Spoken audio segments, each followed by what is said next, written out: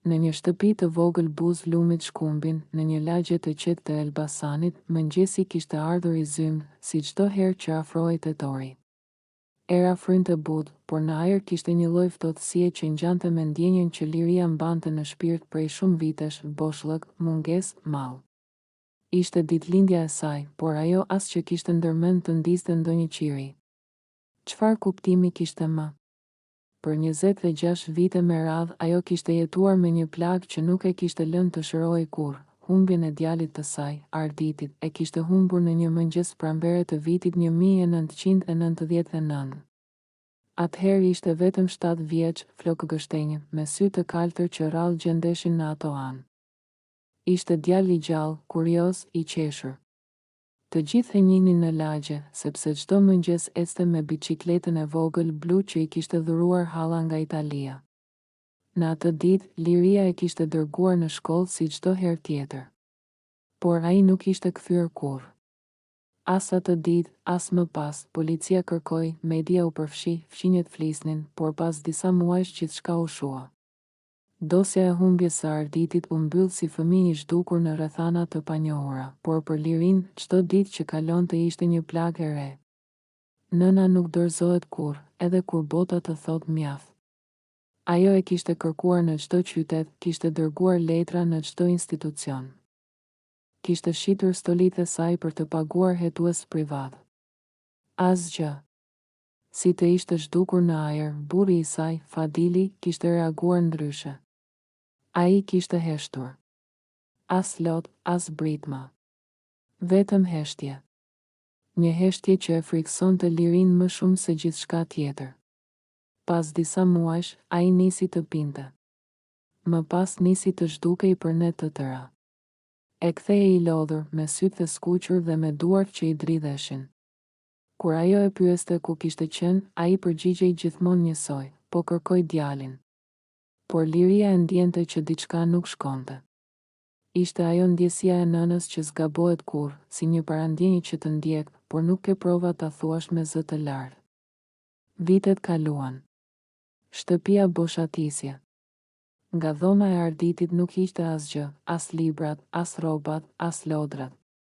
Një këmish e vogël blu që ai e kishte veshur natën e fundit varrej ende pas derës. Çdo mëngjes ajo i fliste, si të ishte gjallë, të dua, zemra e nënës. Sot është e hënë, bie shi. Mos u lag.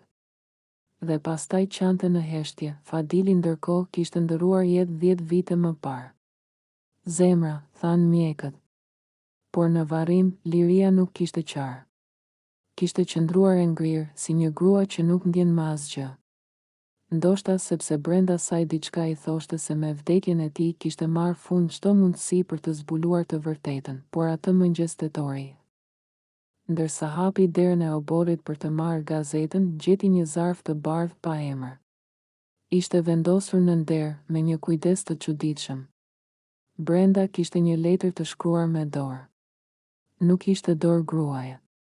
Ishte shkrim mashkulli, i dridhur, si dikush që ka kaluar shumë. Ajo e lexoi ngadalë, zonjë Lirie, më duhet t'ju them diçka që se mbaj dot më brenda.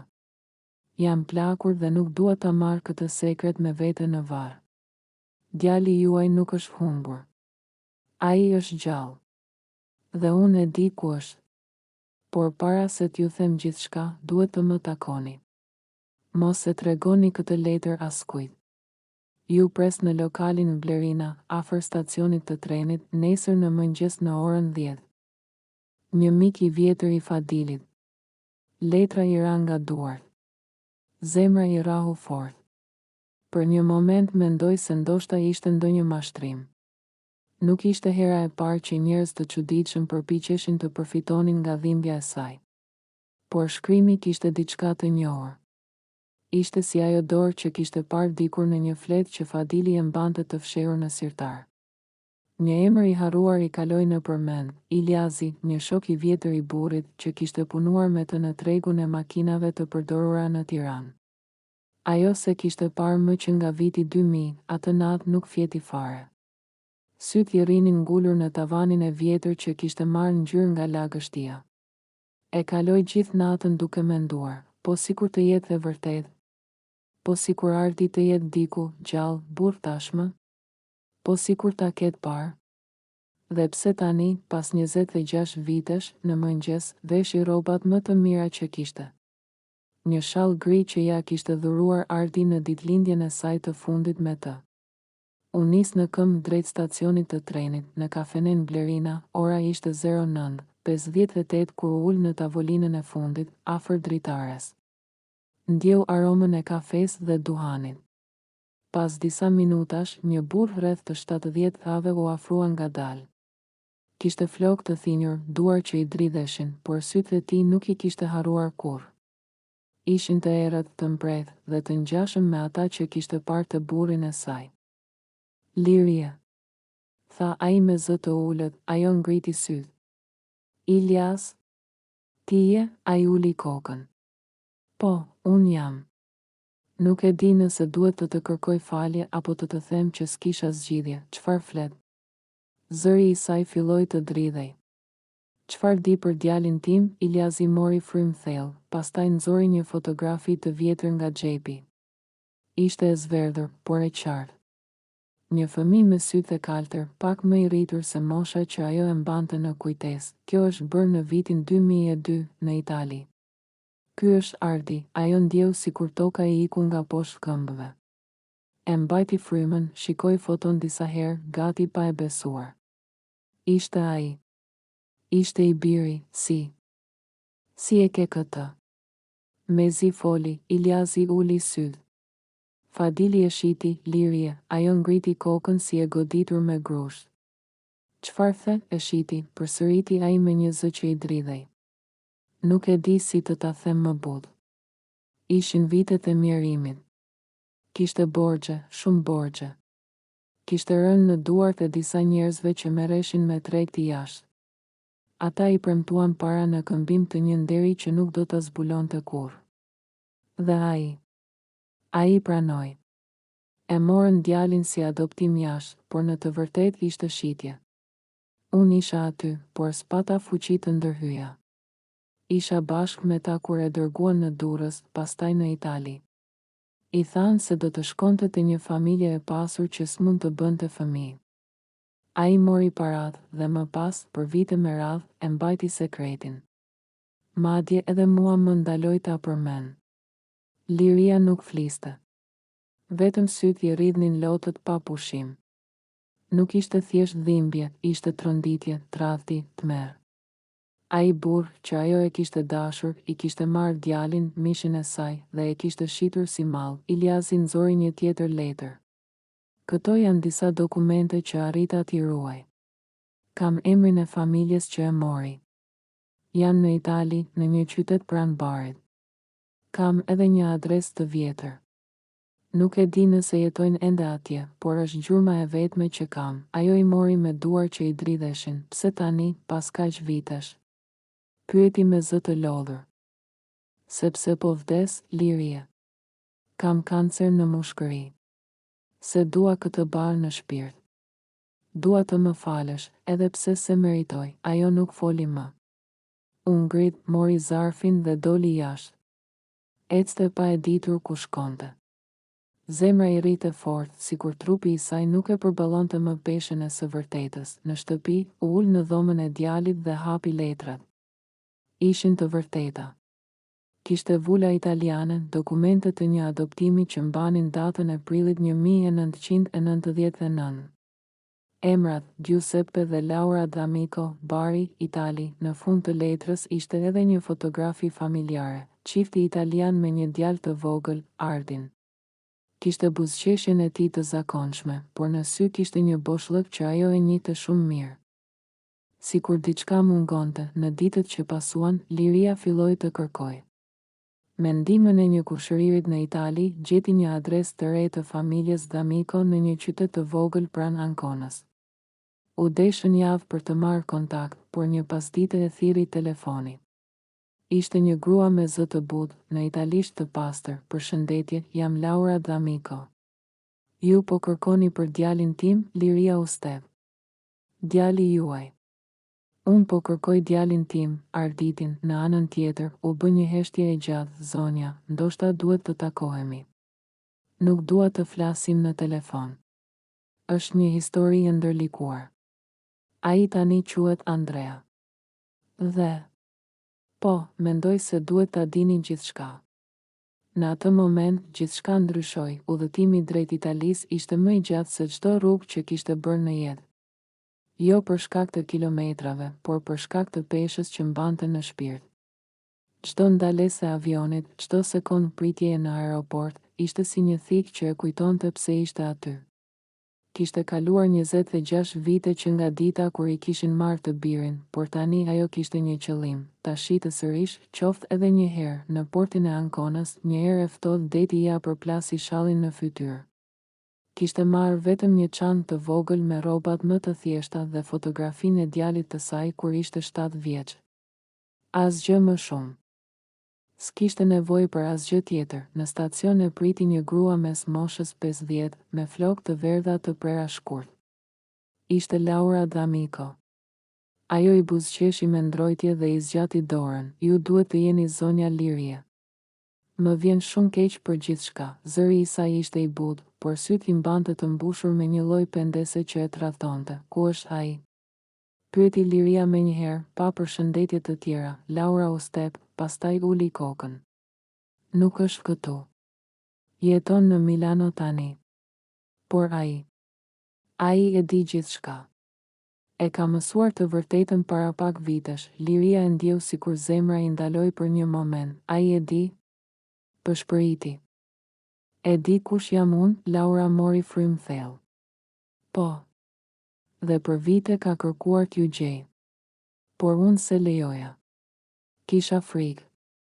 Sepse kur e morëm, na thanë që ju kishit vdekur. Ne menduam se po e shpëtonim. Fadili na e shiti me dokumente false, me një histori të rreme. Na tha se ishte jetim, sytë e Liris u mbushën me lodh. Ju e morët dhe se kërkuat kur të vërtetën, ishim të rinj, tha Laura me zë të dridhur. Doja një fëmijë me çdo kusht. Nuk e dija që pas gjithë asaj kishte një nën që vuante çdo natë. E kuptova shumë vonë. Dhe tani e di që nuk mund ta ndreq më. Por ai s'është i lumtur. Asnjëherë nuk ishte. Edhe pse e deshëm, ai gjithmonë e ndjente se diçka mungonte. Në atë moment, Laura i dha një copë letër. Ishte një adresë në Milano, një apartament pranë stacionit Porta Garibaldi. Ai jeton këtu, i tha. Emri i tij tani është Andrea, por ju mund ta quani si të doni. Liria mori trenin e mbrëmjes. Dritarët e vagonit reflektonin fytyrën e saj të lodhur. Çdo ndalesë i dukej si një pengesë mes saj dhe birit të humbur. Mbrëmja ra shpejt dhe kur dritat e Milanos u shfaqën në horizont, syt ju mbushën me lodh. Në orën 22:15, ajo ndaloi përpara një pallati modern me fasadë xhami. Zemra i rrite aq fort sa mezi merrte frym. Me dorën që i dridhej, shtypi butonin e ziles, u dëgjua një zëburr ror në interfon. Po, zëri që ajo dëgjoi e ngriti në ajër, si një melodi që e kishte dëgjuar në ëndra. Andrea. Tha ajo me zë të ulët. Jam unë. Liria, në anën tjetër ra heshtja. Pastaj u dëgjua një klik, dera u hap, në katin e tretë, dera e apartamentit u hap ngadalë. Një burr rreth të 30-tave, me flokë gështenjë dhe sy të kaltër që ndriçonin si deti, e pa përballë. Ishte Ardi. Tani burr, ajo nuk foli. As ai. Vetëm qëndruan përballë njëri tjetrit, sikur koha ishte ndalur. Pastaj ai u afrua ngadalë dhe e përqafoi.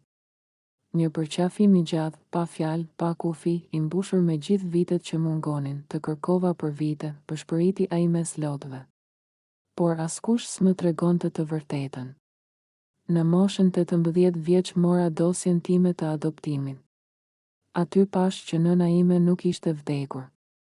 Kërkova në ambasadë, por emri yt s'gjendej askund. Babai im, ai ndaloi për një çast, më la një letër para se të vdiste. Më tha që kishte bërë një gabim të pafalshëm. Fadili? Pyeti ajo, po. Ai më kërkoi falje me shkrim. Tha se kishte qenë i dëshpëruar, i kërcënuar nga borxhet dhe kishte rënë në duart e njerëzve të gabuar. Por s'mund ta pranoj dot. Nën, se fal dot për atë që më mori nga ty. Ajo e mbajti fytyrën e tij me duar. Mos e urre, birë. Ai tashmë e ka marrë dënimin e vet, Zoti e pa. Ti je gjallë, kjo është mrekulli, Ardi uli syt. Nuk e di kush jam më. Kam jetuar mes dy botëve. Njëra më lindi, tjetra më rriti. Por asnjëra s'më njohu plotësisht, tani ke mua, i tha ajo. Kaq më mjafton, qëndruan gjithë natën duke folur. Ai i tregoi për jetën në Itali, për studimet, për faktin që kur s'kishte ndjerë ngrohtësi të plot, për ëndrat ku i shfaqej një grua që i thoshte mos haro se ke një shtëpi diku.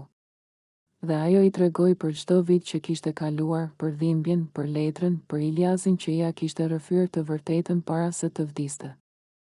Në mëngjes, dritat e para të diellit hynë në apartament. Liria mori shallin e saj gri dhe ja vendosi mbi supe. Ky është yti, i tha. Ma kishe dhuruar kur ishe 7 vjeç, Ardi e preku me kujdes, si një relike të shenjtë, do ta mbaj gjithmonë, ditët që pasuan ishin të mbushura me heshtje, me lodh dhe me kujtime. Ai erdhi ta vizitonte në Shqipëri pas 2 javësh. Liria e çoi te shtëpia ku kishte lindur, te dhoma e tij e vogël, ku ende qëndronte biçikleta blu e fëmijërisë. Kur e pa, Ardi qeshi dhe qau njëkohësisht. Si është e mundur që ende e ke, sepse e dija që do ktheheshe një ditë, tha ajo. Në mbrëmje, u ulën në obor dhe ajo ndezi një qiri. Për kujtim, tha. Jo për vajtim. Sot është ditëlindja ime, birë. Por është hera e parë që e ndjej si ditë të vërtet lindjeje. Sepse ti u ktheve, ai e shikoi gjallë. Kam menduar shumë çfarë do t'i thoja në ditën që të gjeja. Por tani e kuptoj që s'duhet të them asgjë. Vetëm të falenderoj që s'u dorëzove kur, era frynte lehtë dhe qiriu dridhej nën dritën e hënës, në ajër kishte diçka që nuk ndodhte shpesh, paqe. Në fund, Liria e kuptoi se dhimbja më e madhe e njeriut nuk është humbja e dikujt, por padituria se ku është. Tani ajo e dinte. Dhe mjaftonte. Një vit më vonë, në të njëjtën datë, në të njëjtën shtëpi, Liria mbushi 59 vjeç. Por këtë herë, në krah të saj ishte Ardi, me bashkëshorten e tij dhe vajzën e vogël që e kishte quajtur Liri. Në mur, fotografia e vjetër e Fadilit qëndronte ende, por pa urrejtje. Ajo e kishte falur, sepse vetëm përmes faljes kishte gjetur qetësinë. Në fund të mbrëmjes, ndërsa vajza vogël hapi dritën e tortës dhe qeshte me gjithë shpirt, Ardi u afrua dhe i tha: "Nën, më kujtohet diçka që më the mbrëm, Zoti nuk haron." Tani e kuptoj se kishe të drejtë, ajo i buzëqeshi lehtë. Po birë, Zoti s'haron. As kur njerëzit të shesin përpara, dritat u fikën, qirinjt u ndezën, dhe në ajër u përhap një aromë e ngrohtë që vinte si premtim i ri. Një plag 26 vjeçare ishte më në fund mbyllur, jo me urrejtje, por me dashuri.